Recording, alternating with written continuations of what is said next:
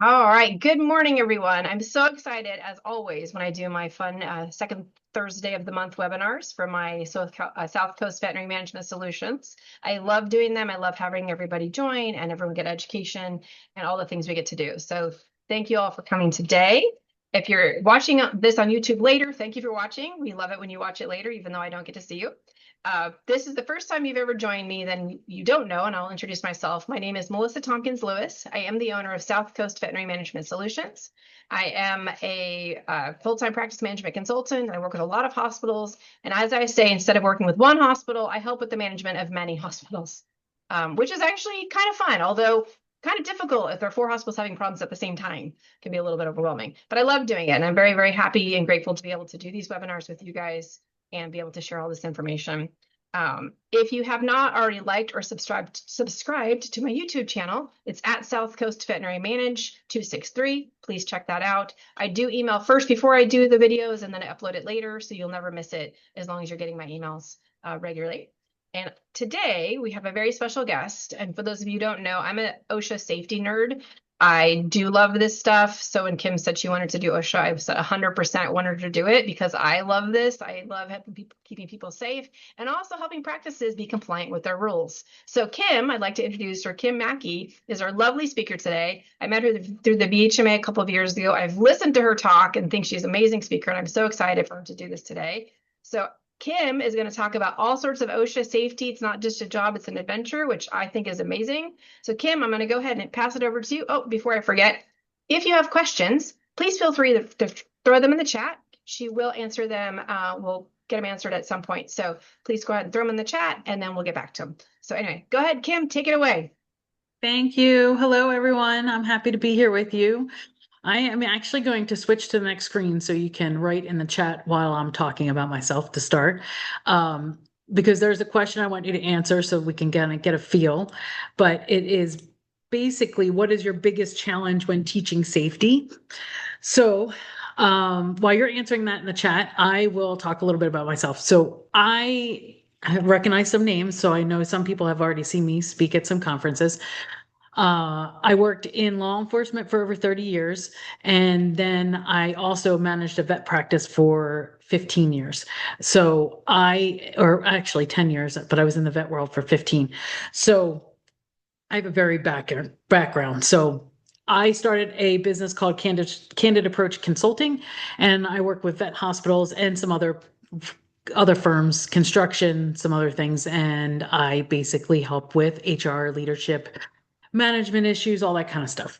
So, with that being said, I won't bore you too much with me.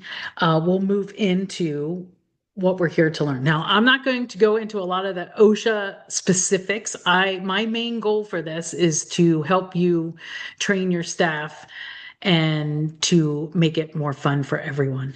So, with that being said, what are we looking at for what are the biggest challenges? Okay, so far, my biggest challenge personally is getting the practice owner to find value in doing things safely because sometimes they're like, no, it's fine.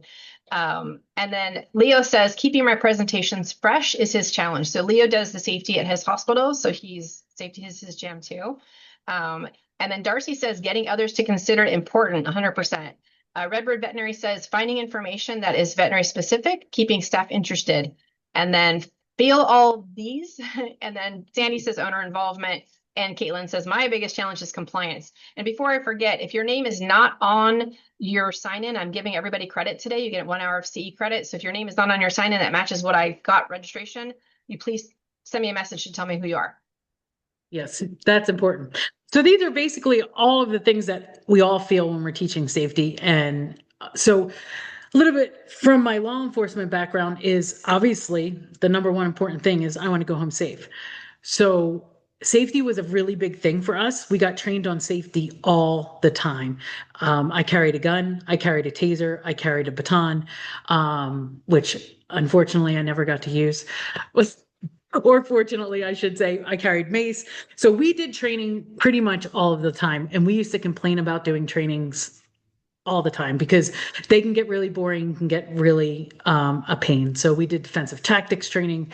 So a lot of hands-on training for us. So, but the biggest thing with anything is muscle memory. And the more you repeat it, the more you're going to learn it and the more you're going to remember it when it's time to do that. In the veterinary field, we have a really bad habit of not doing the same thing over and over again as far as safety training goes. We do a lot of other things over and over again, and it's muscle memory. But a lot of things, since we not fear it, but we're just like, it's so boring, we don't want to do it, that we don't do it. And a lot of practices do it once a year. So, which isn't really helping the whole thing. So safety lessons I've learned the hard way, and these are things that I ignored while I was a practice manager, and I didn't take more interest in making sure my staff believed in this. And this is, I'm sure you're reading these and you're thinking, oh yeah, they definitely happened. One of these happened at my hospital, or two of them happened at my hospital, or three of them happened at my hospital. I've also do a lot of, I have done in the past, I'll go into your practice and I'll talk about DEA stuff and the logbooks and stuff like that. But I also, while I'm there, anytime I visit a hospital to do a consultation, I'm always looking for the safety risk. And a lot of hospitals don't realize that, like the back door always being open. I've done one practice where there's a straight line from their front door, front waiting room, I should say, straight through, all the way through exam rooms, pharmacy, into surgery, and then out the back door. It was a straight line. The corridor went all the way through, and there was no blockage. So you can have somebody that was in your waiting room and they would run right through to all of the sections of the hospital. And to me, that opened up a can of worms, saying, oh my God, there is so many safety risks in that, because they have access basically to your whole hospital if they just run down that hallway. So, and they didn't even think of it that way. They're like, oh, I'm like, why don't you put up a half gate or put up a door or do things like that? So I am trying to, by doing this webinar, is try to make you think of things on an everyday basis so that you don't have these lessons learned the hard way. So we're going to talk about building a safe culture and how to increase participation in those trainings and then make it more memorable. And then obviously I'm going to try to give you as many of ideas as possible for you to go back to your practice and teach these practical ideas, so that Leo was saying, is hard time thinking of fresh ideas. Hopefully you're going to get some fresh ideas out of this. Now, of course, anywhere when we talk about these kind of things, there's work involved, right? And somebody else said in the comments about what their biggest challenge is finding the time. This comes down to one of our other bad habits as practice managers is delegating. And a lot of times we don't do that enough. So that could help with these kind of things. So one of the biggest fails that we do is we only do it annually. We put that information out there and we just dump it all at once. A lot of times practices will just read the policies aloud, which they think is getting the point across, and you're telling them that, but really they're not going to remember that. There's no practice and there's no follow-up. So a lot of times practices will do something, give the training, and then they won't follow up. And if you're going to be a good leader, you also have to practice what you preach and show them, but you also have to follow up to make sure they understand. And the other hard thing too to do when you're teaching these kind of safety issues and OSHA is people learn different ways. So you might have one that likes to be told the information, but you have another one that wants to read the information. And then you might have another one that doesn't comprehend the reading and they need to be shown the information. So these are all things that you need to think of when you're talking about safety issues. What people actually remember when you talk about anything are stories, emotion, competition, participation, and repetition. So if you think back to your own personal memories, one of the biggest things that we remember is what happens to us, and it has to click with us, and then we're going to remember. So I worked in our practice, and we always have a policy that you have to double leash dogs before you take them outside. Most practices do that, right? Well, we had a vet tech, her name was Christine, and she did not double leash the dog. She only put one leash on. And for our practice, you went out the back door, which is always left open because nobody locks it like they should. And you turn left and you have to walk several feet before you get to a gated little walked in area. And if you go right, then it goes along the side of our building and right into a main street. Well, the dog got loose and went right instead of left and was hit by a bus.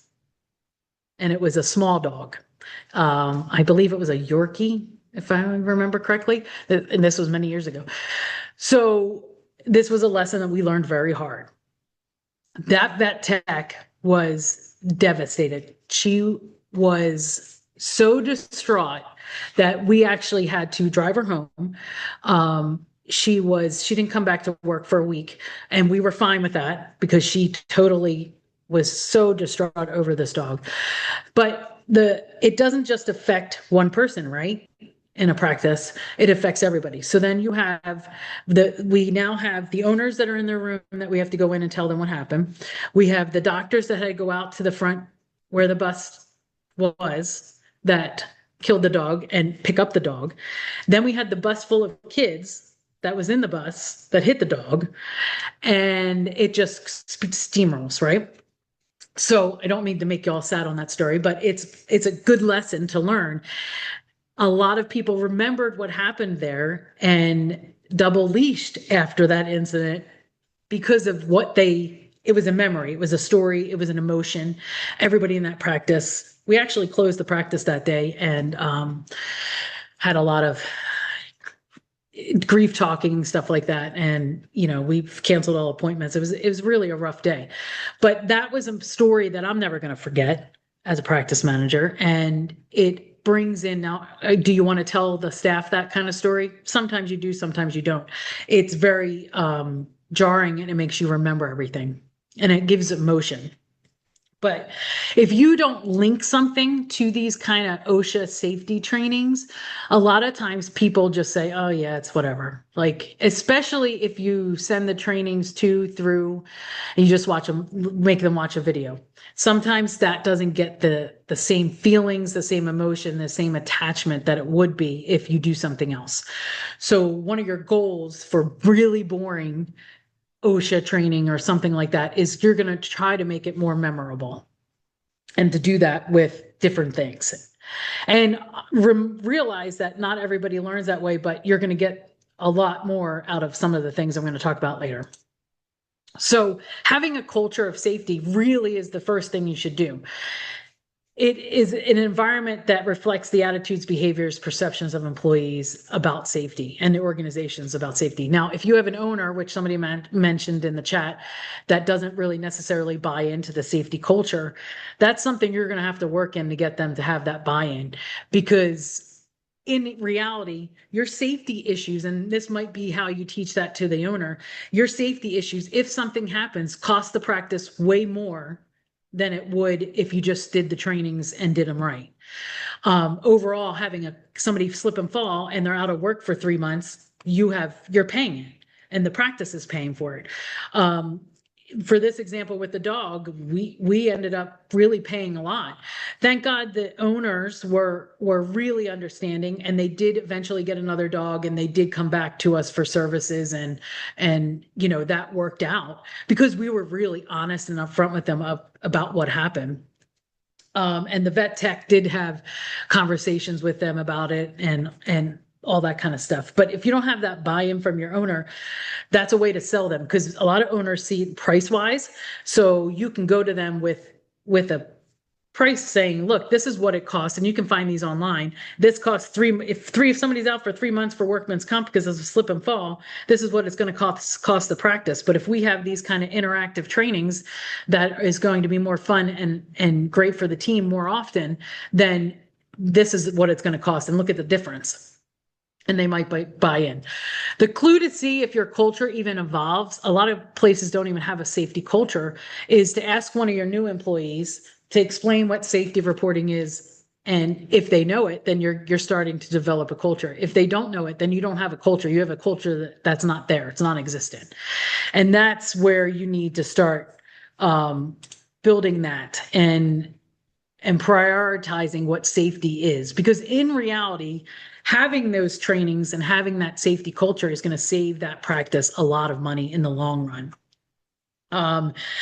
People do more when it brings good consequences. So positive reinforcement is really the culture you want to kind of provide. Statistics show that when workers are positively reinforced, they will go beyond what is expected of them to do the right thing as far as safety goes.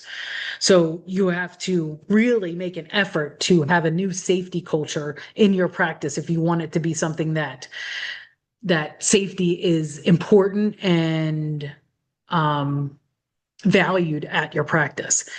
And the key here is you don't have to do this on your own. You have to make this more employee involved. Get your staff involved, your team involved, and key management, obviously.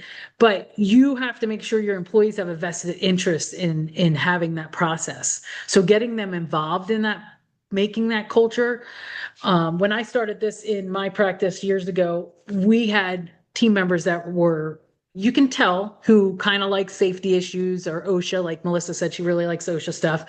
There's always one or two that have that on that team, and they're the ones you want to pull in to try to get them to buy into this culture. And then it filters through the rest of the hospital.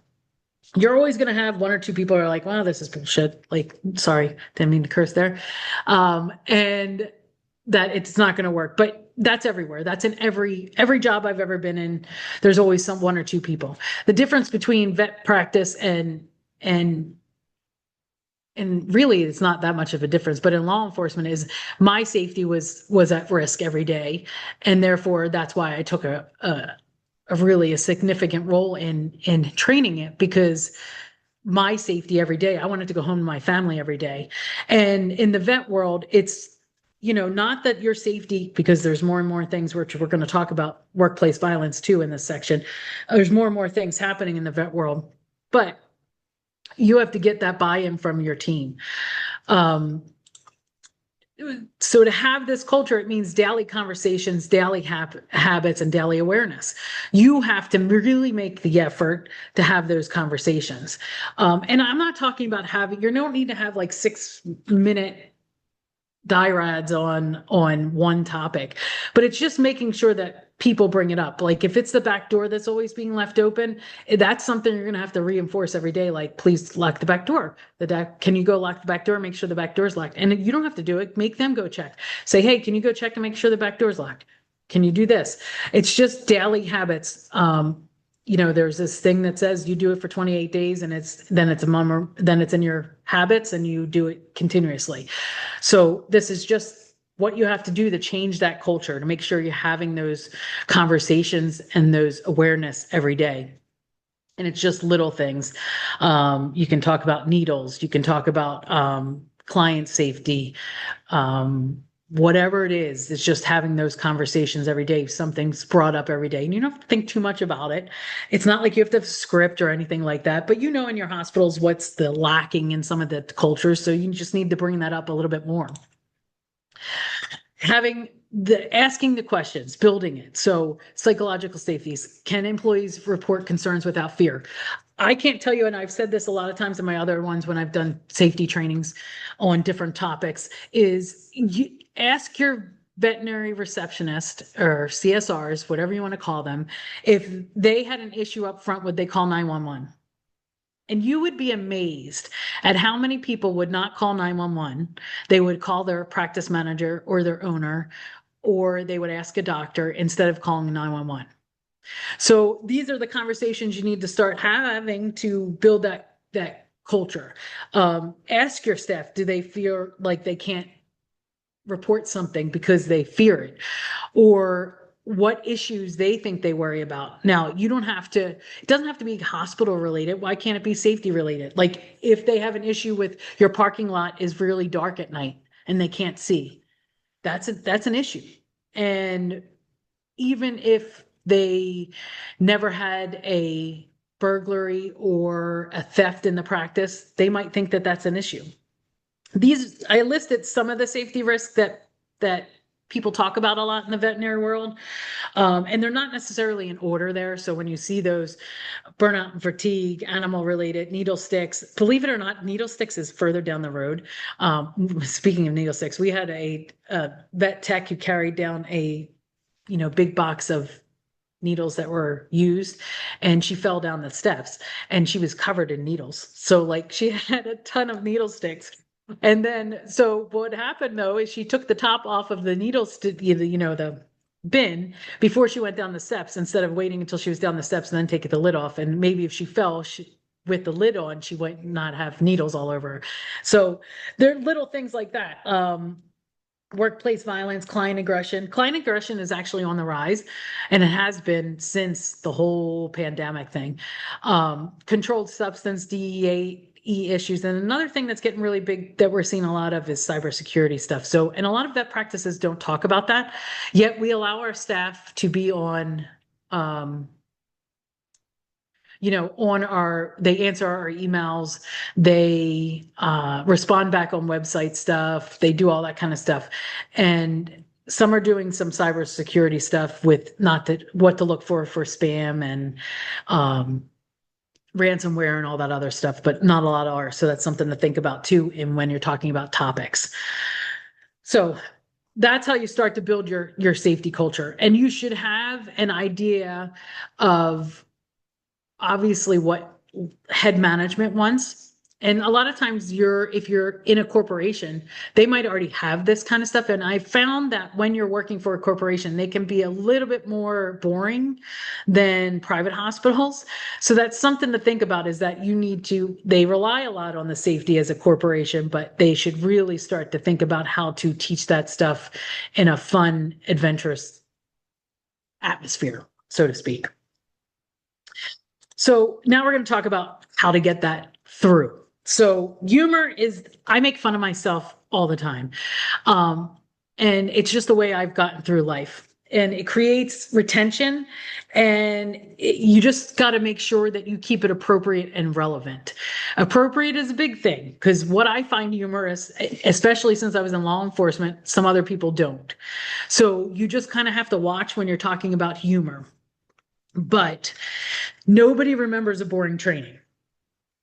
Really, it doesn't. Like I've been in a lot of meetings throughout my years in law enforcement and vet world. And if somebody's not making a joke or trying to, make it a little bit fun, I'm not going to remember it. So they remember stories, humor, visuals, and experiences. That's really what they remember. So when you talk about humor, that's why in a lot of my meetings will make fun of myself, because people then start to relax a little bit. They start to get into the training. They're like, oh, she's down to earth. And you can get on the same wavelength. You take away that tension that builds when you're in conferences and speaking events and even staff trainings. You take away that stuff. And Leo probably is shaking his head. Hopefully I can't see him, but I'm assuming since he's a funny guy that he relates to that. And you can get a lot through by making it funny, and people will start to remember that kind of stuff. So when I did trainings, I really tried to incorporate some funny stuff into it. So when we did staff trainings on safety, there was always a game or a funny thing they had to do. Even if it was the funny thing they did before we really started talking about everything else, at least it broke the tension and got them thinking about it. They can laugh about it. They can remember the safety issue, especially when we talk about different things. Like if you set up a scene where it's really funny that somebody got slip and fall or something like that. And this is in training, obviously, it's not really laughing at somebody slipping and falling, but then it makes them think about it. Yeah, that could be funny.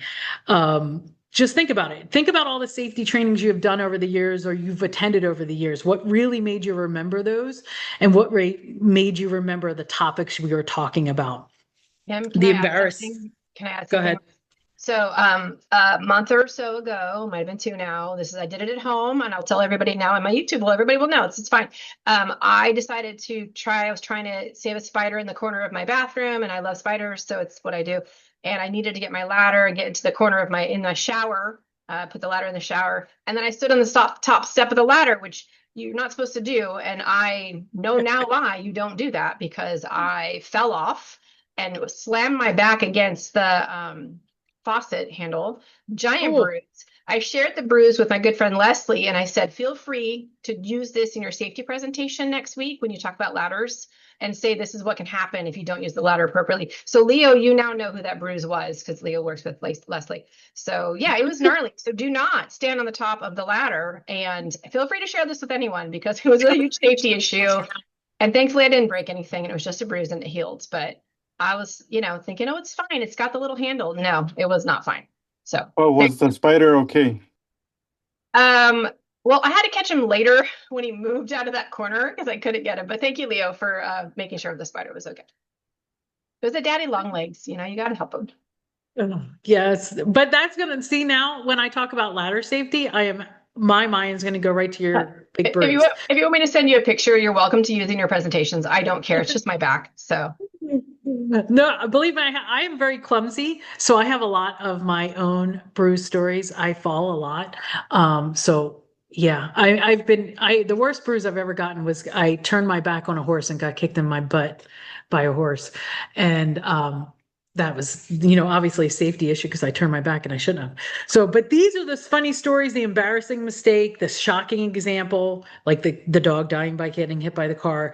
Those kind of things got everybody involved, and everybody was then thinking about it and then talking about what they did one time.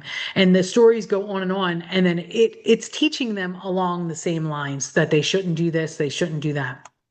So humor is a really big one. The other thing that I like to do with them is not just tell them, but to let them practice. Now, I know everybody's probably rolling their eyes because they saw role playing. I don't like doing role plays. Like, I don't like to be the person doing the role plays, but I like to make other people do role plays.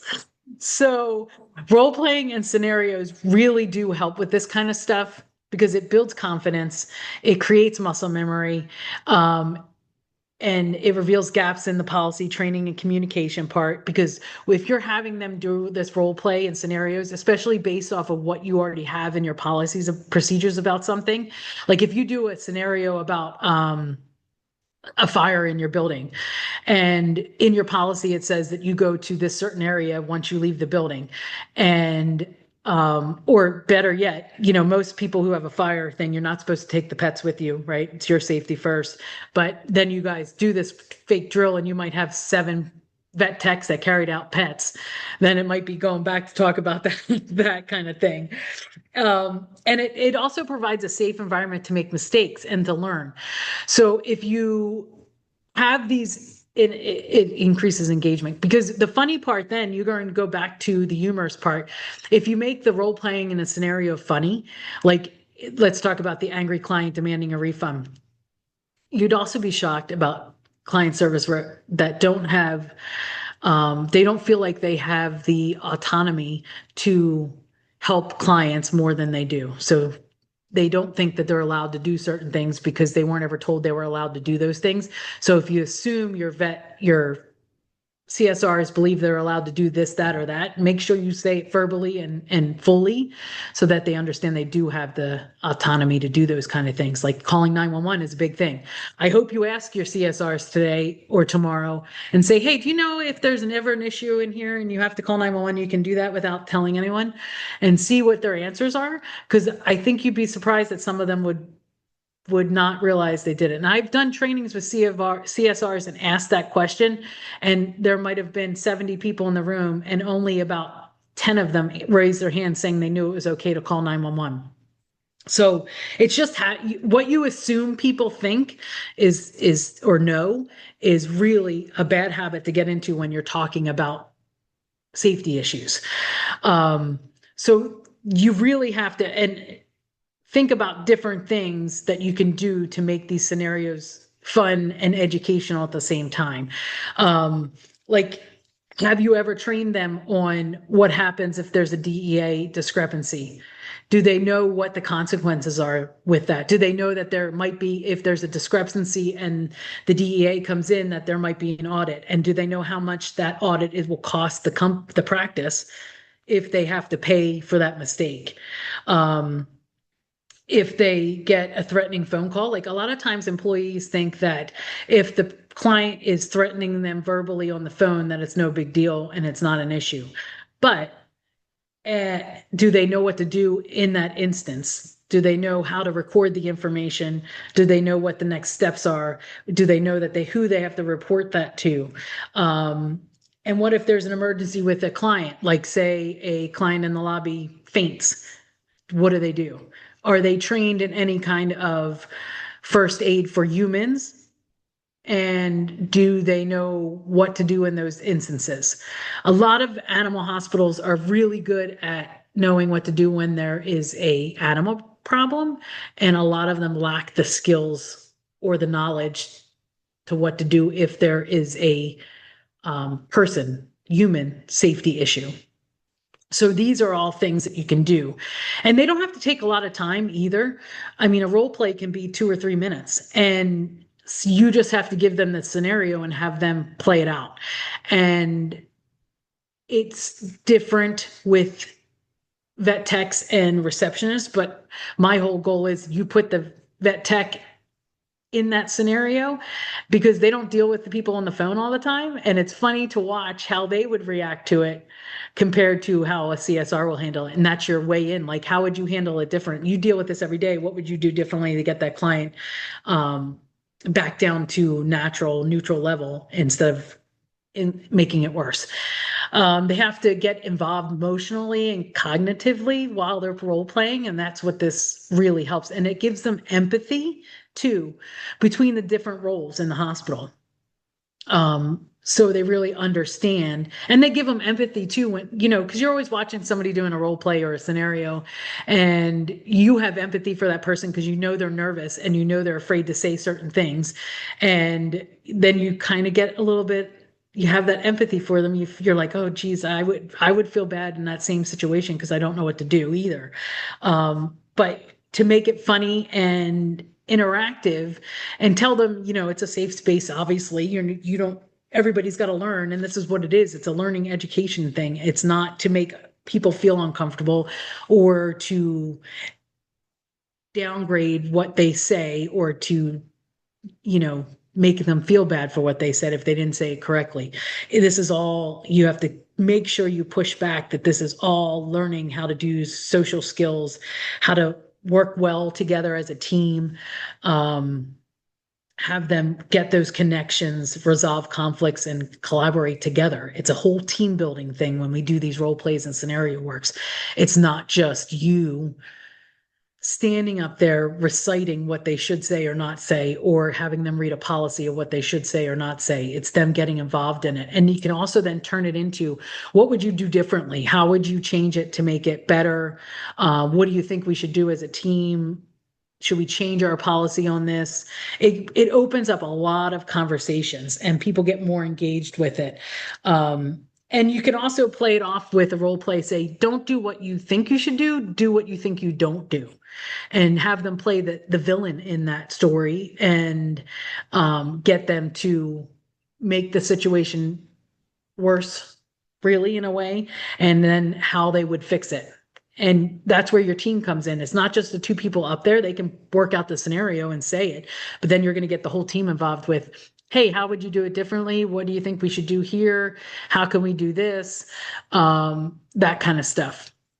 And, it really works out. Where I've seen this work a lot too is the last one with aggressive former employee returns to the hospital. How many times have we fired a toxic employee and then hired them back because we think we have no other option to do it? And this is a good way of putting the behaviors of a toxic employee out there without singling out that toxic employee, because now you're role playing as a team and you're putting different scenarios on. You might have to change the scenario so that it doesn't really link directly to that employee, but you can play on that and you can talk about different toxic behaviors in the practice and learn how to do it. Another thing that someone else has done with this that I talked about another webinar I did, is you can also work in, if you have to have a difficult conversation about something, this might be a way of, like, the one we were talking about was body odor. One of your employees doesn't shave, doesn't stuff like that. You can talk about that kind of stuff, but in an open environment a little bit. You have to be really savvy on how you word that kind of stuff too. So without hurting anyone's feelings, but it could be a way to get that out there is by doing that role playing or scenario. The other thing is team games. So I don't want to roll. Okay. I have 20 minutes. I'm doing good. Safety as a team sport. This is really important. Obviously, if there's going to be an emergency or something at your practice, you're all going to work together as a team to make sure it's good. And you have the most important safety tool you have is teamwork, because they're going to be communicating with each other, collaborating with each other. They're going to solve things, they're going to adapt, and they're going to support each other. So you can have a team that already has that, but you can build on it, and you can take a team that doesn't have all of those aspects and make it better by doing team games. A lot of times I see these play with trying to teach that teamwork is when you have the battle between the front and the back, or if you have a battle between doctors and techs, or doctors and receptionists, whatever it is, or doctors and owners, or owners and management, whatever it is, you have these team games that can really get you motivated to do different things. When I was in a practice, I did the Amazing Race, and we did do some safety stuff outside of the practice. Like we did, one of the places they had to go was kickboxing. One of the places they had to go was they had to build a sundae together. Another place they had to make a pretzel together. Like it was a whole bunch of team building. They had a bob for apples. They had to do a relay race with fire extinguisher and some other stuff. So that Amazing Race, we closed the practice and did it all in one day. That still to this day is talked about by the employees that worked with us at that time. They remember that game today, 10 years later. I still get, when the day it happens, people post on Facebook about it, like, oh my God, this was the best day ever. And it made it memorable for them. You don't have to go to the extreme that I did, like close the practice and have it all day long. And you had teams. I strategically put people that didn't get along together on teams together so that they would build that team bonding type thing. And it did work for a lot of them because they saw themselves outside of the practice. They saw them doing things that someone was better at than the other one wasn't, all that kind of stuff. But a lot of these can be done in the hospital. The veterinary escape room, you put them in a room and you give them a scenario that they have to escape from, and they have to find stuff in the room to get out of it. And that can be done on a staff meeting day, charades, emergency equipment relay. The funny thing there is to get your front staff to learn what the back staff is. Like we did that one day. And it's amazing how much the front staff doesn't know some of the tools that the back staff uses. So they found it really funny when it's something that they used every day and the front staff is like, what is that? I don't even know where that is. Like, where do you put that? What is that for? And it gets them talking, and it gets them talking about what they can do and what they can't do. Safety Olympics. There's a practice that does an Olympics every year, and I can't remember who it is. She also has a ton of great game ideas too. And I can't think of the name off the top of my head right now. But Hazard Hunt Challenge, this is really good. And this can be done monthly. And basically they have to find a hazard, or it can be done daily or weekly, whatever you want to do. But that one, you can basically make them find a hazard in the hospital that you're not aware of, that they think would be a hazard, and then they have to take a picture of it and show it to you, and then whoever has the worst hazard, basically, or the best hazard, wins a prize. So that's something that they are going to go looking. They're then looking in the hospital for these hazards, and they're hunting for them.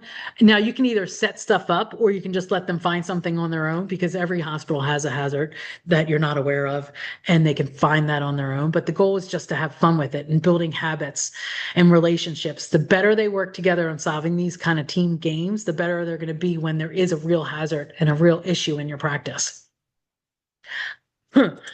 So these are 10 games that I came up with. I have some of these already made, and I can definitely send them out. I'll give them to Melissa and she can send them out to you guys. But these are 10 that I have done or done a variation of, or have tried, or somebody else has told me about them and has used them, and they are great. One of the biggest things too to fun, everybody likes to see a firefighter in uniform and a cop in uniform.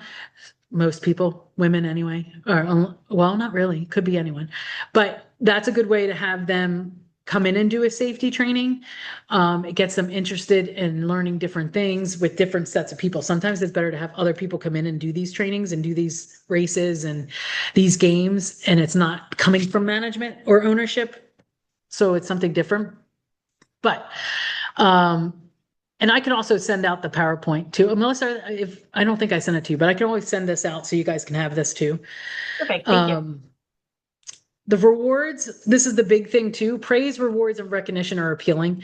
Most of your employees like this, and it also helps build that safety culture too. You can basically have an incentive program where they get safety bucks. Basically, you can give them fake dollars. We used to do this in our practice, and then they can buy stuff later.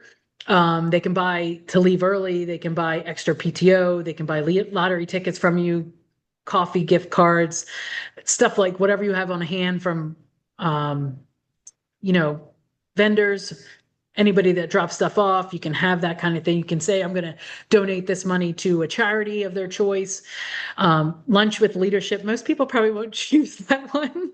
But you could do lunch on the practice. These are just stuff you can do. But a lot of people, if you see somebody, you can use these bucks too, they're called safety bucks. You can make them yourself, just pieces of paper to say safety bucks.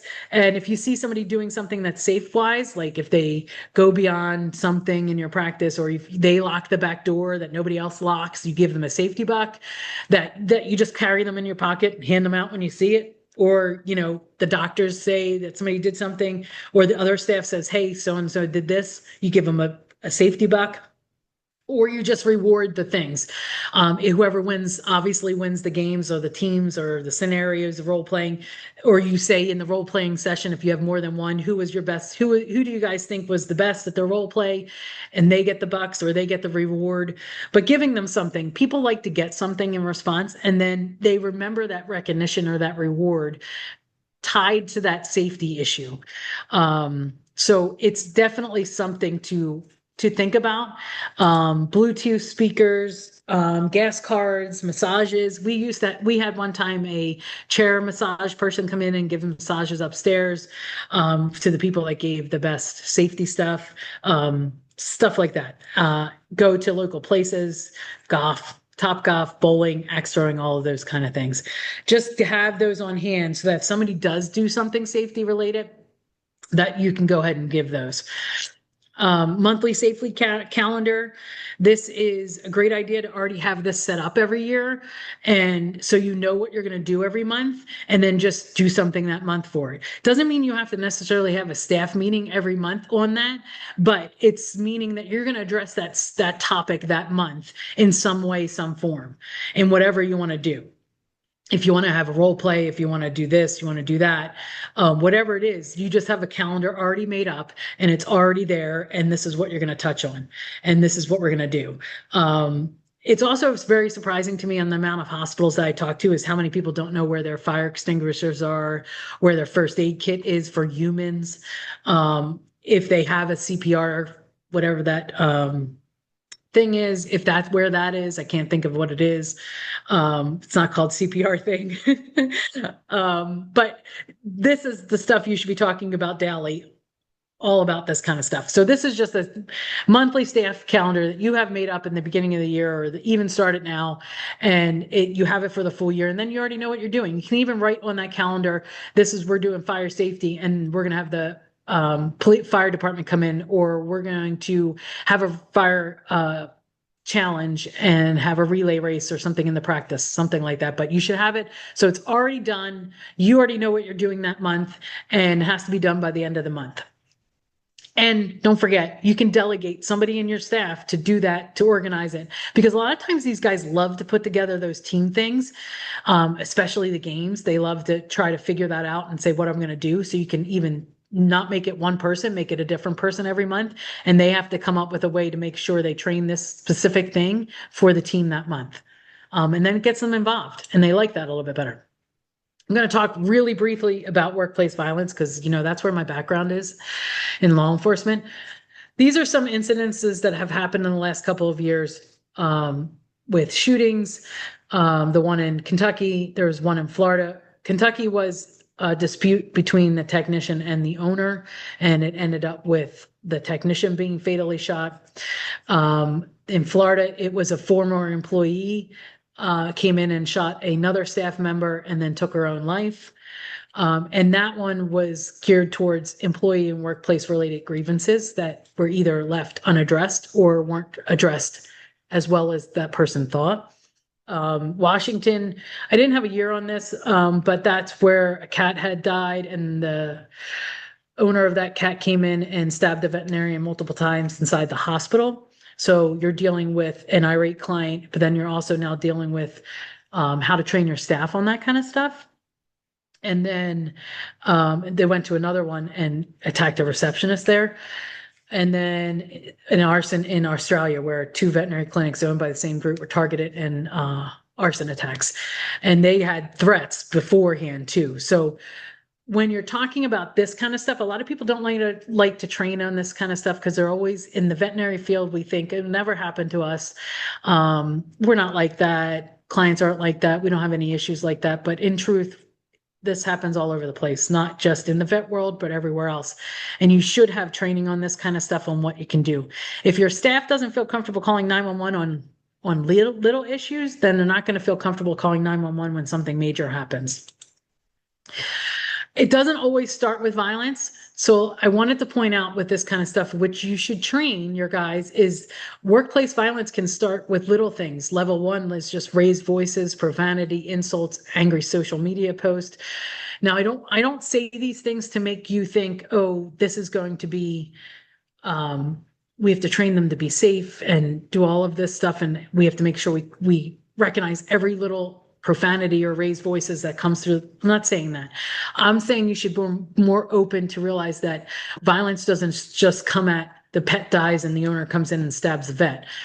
There's stuff leading up to that beforehand that staff members are missing. They could have had other issues throughout that time where that person has been angry or insultive to staff, and it's not put anywhere. It's not talked about as a group. They could say threatening behavior, threatening statements, and refusing to leave the practice. And then you think, okay, they finally left and that issue is done with. So you have to think a little bit more about those kind of things and tell your employees, like, be aware of these things. You might not think these are major issues at level 1 and 2, but they should be mentioned and they should be put somewhere, like in a, like the same way you would put for pets. If the pet might have bitten somebody, it looks like they were going to bite somebody, that near miss bite should be put in their records. And the same thing with clients or other staff members. If this stuff happens, this should be noted somewhere. Somebody should be told, and it should be talked about. The goal isn't to become experts in extreme violence, active shooter, target homicides, hostage situation, nothing. The goal is to recognize and address level 1 and 2 before they ever get to level 3 and 4. So it's just something to think about when you're talking about violence in the workplace. So these are some things that you can steal today and use tomorrow. So the biggest takeaway, obviously, is that you want to make small conversations, quick reminders, friendly competitions, and everyday actions to keep everybody safe. So you want to start with just one idea. So some of these things, 5-minute conversations, 5-minute safety moments, is basically you start a conversation with somebody or start every meeting you have with staff as, where are the fire extinguishers? Ask them, what could you do if a dog got loose? What's the next step? Then there's manager safety challenges. You can have competitions between teams that are quick and easy, and you can do it throughout the week. You can have safety videos. You can ask your staff to make a safety video post and just make a video about something dealing with safety in the hospital. And it can either be something internally where you post it just to everybody in your office, all the teams, or it could be something that they can use that you can post on social media, like how to safely restrain a cat or dog if you're trying to give them medication or something like that. And then it's a video for safety for your practice. And then it's also a video for your clients that will promote your business. A safety selfie contest, you can have that when your team doing something good and safe, and they take a picture of them doing it. And then you make everybody submit them to you, and then you pick one and they get safety bucks or a prize. Safety question of the week. If you have an email that everybody gets every week, or if you have a text blast you can send out and just put a question out there about what the safety question is, and you can draw a winner who answers it correct. Like if everybody answers it correctly, then you draw a name and somebody gets a prize. If only a couple people answer it correctly, you still draw a name. If only one person gets it correct, you give them a prize. Stuff like that. You're rewarding them for thinking of safety and getting the question right. The near miss spotlight I really like, and that's basically when there's a near miss of a safety issue and they start talking about it and they discuss what it was and how they could prevent it or what they can learn from it. So stuff like that, like if somebody has a dog that almost bit them and they say in the back room that, oh, so-and-so almost bit me today. And one of the other techs says, oh yeah, they did that last time they were in here, but they never recorded it and they never put it in the notes. So then the new tech didn't know that. So that like is a near miss. So we can talk about why we should do that. Almost. I'm doing good. So these are just some things you can do tomorrow. It's quick and easy, nothing fancy, just to get that word out there.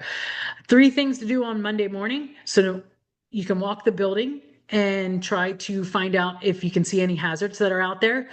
That can be turned into a hazard hunt, because if you walk the building and you find a hazard, you can always go to your staff and say, okay, I found a safety hazard. The first one to bring it to my attention gets a prize. And then obviously you don't want to, if it's a real big hazard, you don't want to wait till Monday afternoon and fix it, but you can give them a couple hours. If it's a minor one and nobody's going to get severely hurt, then you can give them some time to find out what that hazard is, and then they could win a prize for it. And it's also a way for you to gauge if you're on the same page with them. If your hazard is really what they see as a hazard. If no one sees that hazards all day, then you got to rethink your training and say, okay, I know this is a hazard, but why doesn't my staff know that this is a hazard? So you're going to ask them. And then another thing you can do is ask your staff, but ask your staff what they think the hazards are in the building, or what they think the safety issues are that everybody ignores. You're going to get different answers from all of your staff on that. And that's a good thing, because then you're going to train on those things. And what you find to be a hazard or a safety risk in your practice, their staff might not see it is. And maybe that's a way for you to realize, okay, maybe I'm taking that a little bit too much. And I don't have to train as much, but these other topics that my staff is bringing up that they really think is an issue, that we need to maybe focus on 1 or 2 of those. And then you just want to fix one thing. Don't go in there. I always do this with trainings. I go to a training or a webinar, I write down all my notes, a conference, I have all these great things, and I'm like, I'm going to go back and I'm going to do all of these things. We all know that's not going to happen. So just fix one thing. So when your staff gives you all of these ideas and you have these issues, you want to go to that one thing and say, okay, I'm going to fix this one thing. And it might be because it's the most important, or it might be that it's the most that you can do in that time period, or it's something that a lot of staff came to you about, and you're going to just work on fixing that one thing. And like I said before, as managers, we like to say, okay, this is all me. But maybe you need to go to that staff member who suggested that topic and say to them, okay, can you help me fix this? What would you do? And maybe we can work together on this and try to get it fixed so that it doesn't happen. And then finally, I have one more challenge for you guys, is you're going to pick one topic when you get back to the practice. After this is also your challenges are going to be for the long term, or for the next 6 months of the year, not on the Monday activities. When you get back to your practice, don't try to overhaul your entire safety program. Just fix one thing that you see today. Like if it's today, you got out of today that I'm going to try a team building or a scenario, then you're going to do that one thing with that one safety object or issue that you have in your mind. If there's stuff that we talked about, you don't have anything written up on, like you don't have any policy on workplace violence, or if you don't have any policy on DEA stuff, or if you don't have any procedure on fire safety, then maybe that's what your one topic that you're gonna deal with and work on for the next, I don't want to say 6 months, but get my theory. If it takes 6 months, it takes 6 months. One activity. Now take that one topic and make it interactive. So that's basically the same as the one topic. You're going to think about it and what you want to do and make it happen, but you're going to make it interactive. That's the key here with teaching safety. Interaction, memories happen a lot better. So take that and make it interactive. And then one improvement. So finally ask yourself, what is one thing we can improve on? So you're not going to, it might not be the first two or things that you don't teach already, or you don't have issues with, procedures on.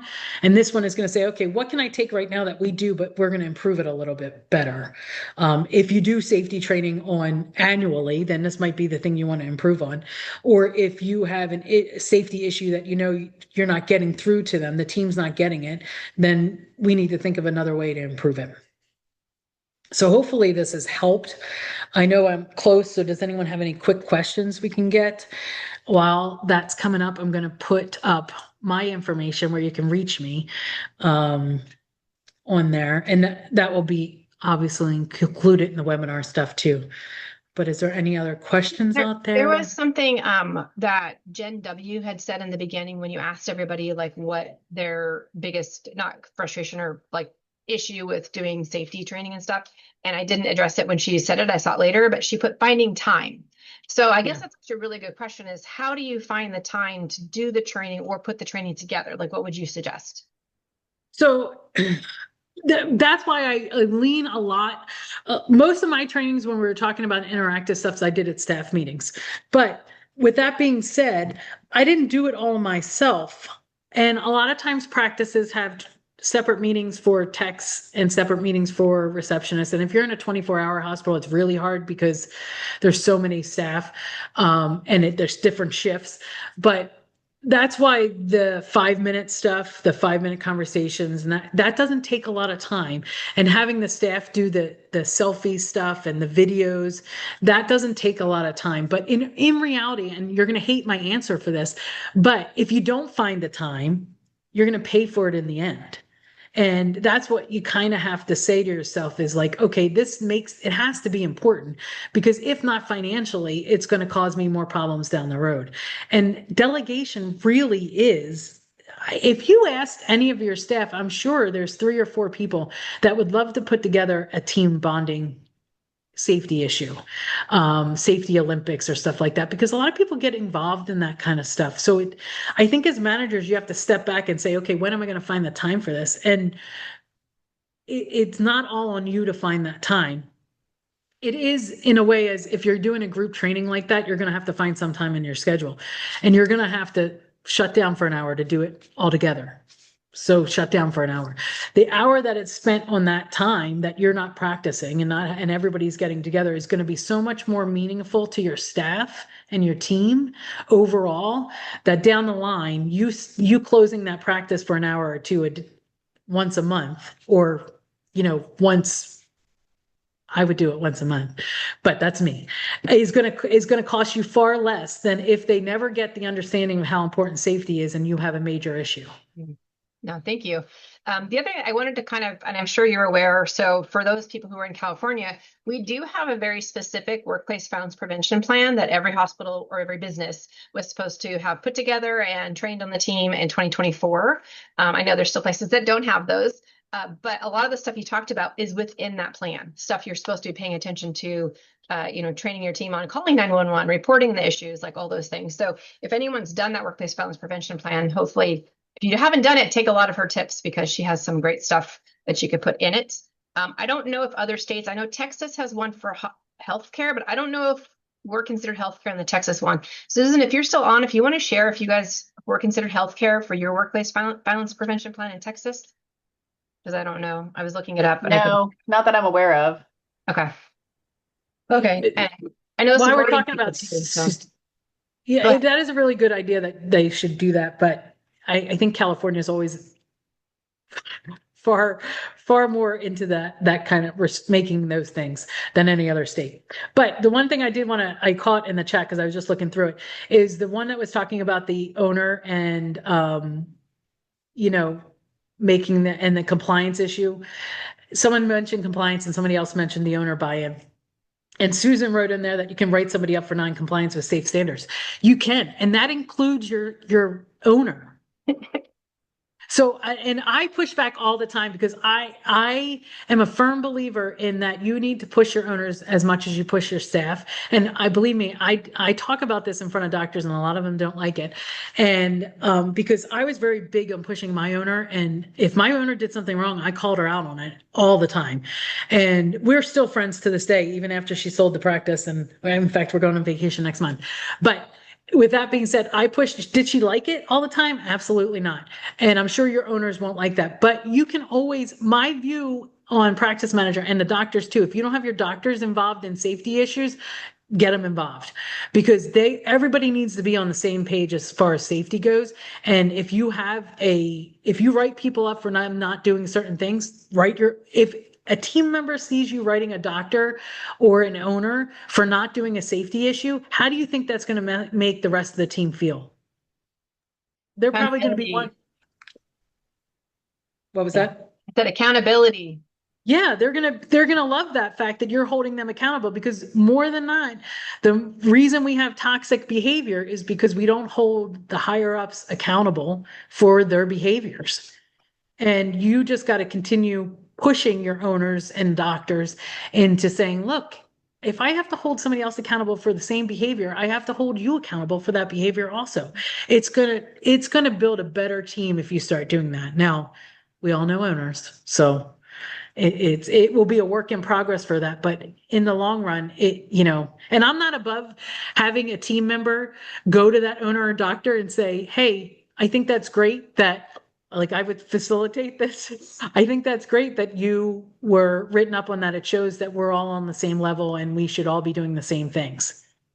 Because if an owner hears that from a team member, they might be a little bit more maybe put in their place a little bit that yeah, I need to do this because they're appreciating me getting involved. Yeah. But you have to know your owner. You know what I mean? Absolutely. I don't know if there's any other questions. I didn't see any others pop up in the chat. When you had said what we were going to take one thing, and I will go into my different hospitals and talk to the teams about what they think is the biggest safety issue. Because like you mentioned, they may have a different view of what the safety issue is compared to what the management or practice owner has. So I love that idea. So I'm going to that's my big takeaway for today. If there's any other questions. All right, awesome. Well, I'm going to go ahead and stop the recording. So before I do that, I always forget to do like a wrap up. I'm not a good YouTube person, clearly. So thank you for everyone watching today. Appreciate your time. Please like or subscribe to my channel at South Coast Veterinary Managed 263, and I will see you next month.